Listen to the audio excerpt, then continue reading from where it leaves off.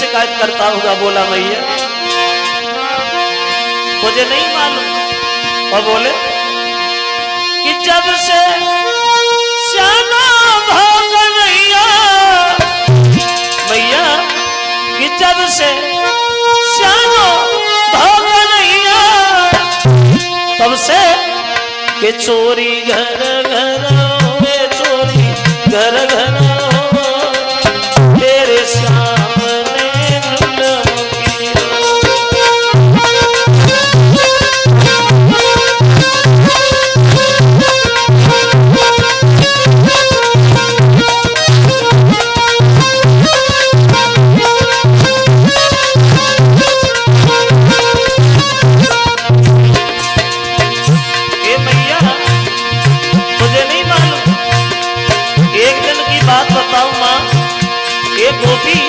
इसे पकड़ के ले गई।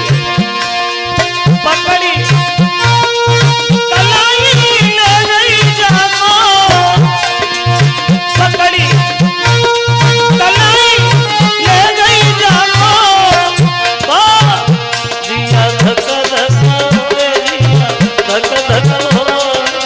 तेरे सामने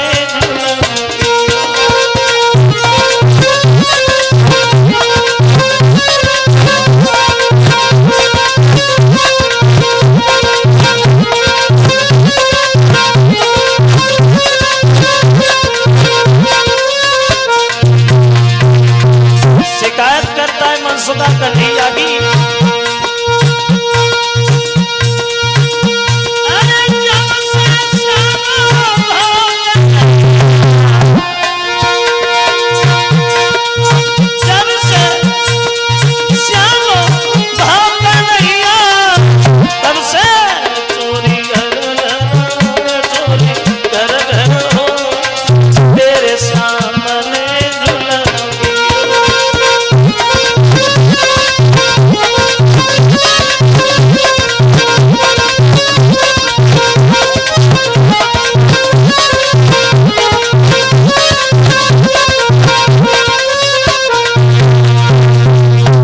कन्हैया की उल्टी शिकायतें करने के बाद ये ग्वाल बाल चले गए अपने अपने घर के लिए। अब इधर ग्वाल बाल अपने अपने घर चले गए। मैया अपने घर के काम में अंदर लग गई। अब कन्हैया ने देखा कि अब किसी का ध्यान हमारी तरफ नहीं है तो उस उखल को लुढ़काने लगे श्याम। और उखल लुढ़काते हुए पहुंच गए द्वार पे तो दरवाजे पे यमला अर्जुन नाम के दो वृक्ष खड़े उनके बीच में जाके फंसाया और धीरे से झटका मारा तो वे दोनों वृक्ष टूट गए। उन दोनों वृक्षों से दो पुरुष प्रकट हो गए जो कन्हैया को देख के खूब हंसे। कौन थे ये दोनों और क्यों हंसे श्याम को देखे तो सुखदेव समझा रहे महाराज परीक्षित सुनो। ये दोनों जो थे ये पूर्व जन्म में एक कुबेर के लड़का था। तब इनका नाम था नलकूबड़ मलगरी। भोले बाबा के वरदानी कैलाश पर्वत में निवास करने वाले। लेकिन ये दोनों घमंडी बहुत थे। दोनों को अपने ऊपर घमंड बहुत ज्यादा था। एक दिन दोनों ने मदरा पान किया शराब पी और जब शराब पी तो नशा हो गया और जब नशा हो गया तो दोनों की बुद्धि भी खराब हो गई। और शराब के नशा में दोनों घमंडी अपनी पत्नियों से बोले कि चलो आज स्नान करेंगे नहाएंगे। बोले चलो। अब सरोवर के किनारे पहुंचे बोले नहाएंगे तो मगर ऐसे नहीं नहाएंगे। कैसे नहाएंगे तो दोनों की बुद्धि खराब है नशा में। और अपनी पत्नियों से बोले कि वस्त्र उतारो मेरी प्यारी ओ अजु नंगे हुई कि नहाने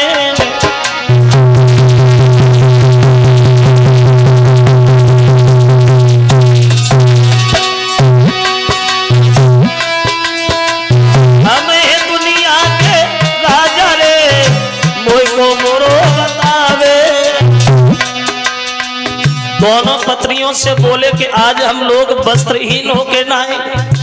तो पत्नियां मना कर रही हैं पागल हो। अरे क्या कह रहे हो कोई देखेगा तो क्या कहेगा। लेकिन शराब के नशा में नहीं माने बोले नहीं नहीं।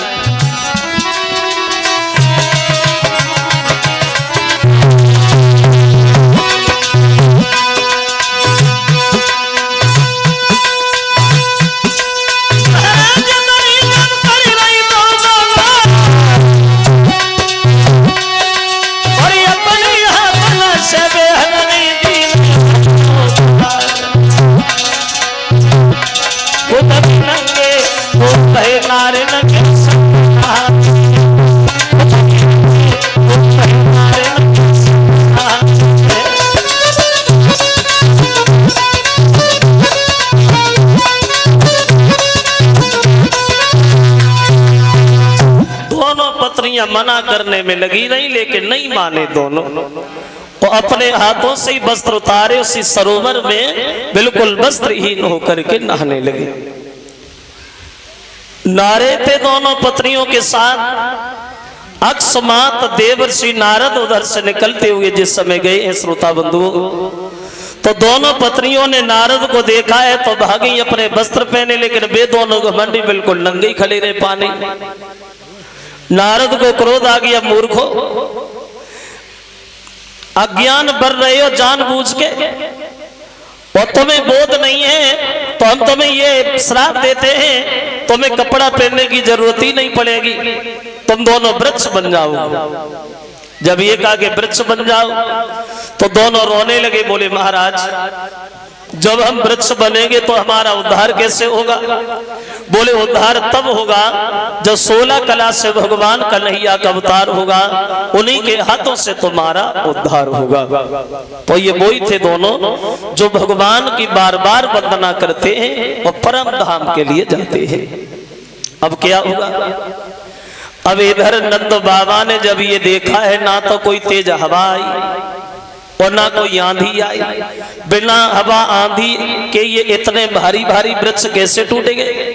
जब से कन्हैया जन्म लेते हैं इस गोकुल में, तब से कोई ना कोई उपद्रव होता रहता है। अगर ये वृक्ष कहीं धोखा से कन्हैया के ऊपर गिर जाते तो क्या होता? तो सब लोगों ने डर की वजह से उस गोकुल का त्याग कर दिया। और एक तुलसी का वन था जिसे वृंदावन कहा गया, उस वृंदावन में जाकर के सब लोग बड़े सुंदर सुंदर महल बना के रहने लगे डर की वजह से।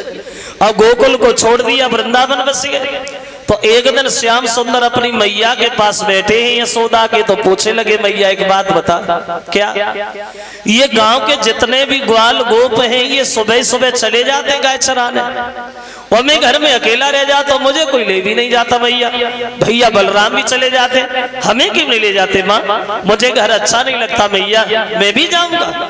तो यशोदा मना करने लगी, श्याम पागल हो, अरे हमारी गायों का ठेका है, लोग चरा लाते, तुम क्या करोगे? कन्हैया जिद ठान के नहीं मैया मैं तो जाऊंगा। तो समझ गई हटीला है, मानेगा तो है नहीं।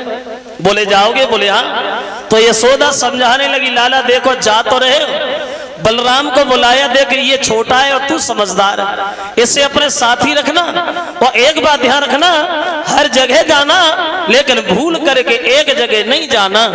का नहीं जाना?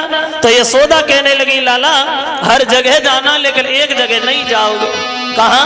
तो यशोदा ने समझाया है, बलराम श्याम सुनो कि यमुना तट पर काली देह पर, और मेरे लाल भूल के मती जाना।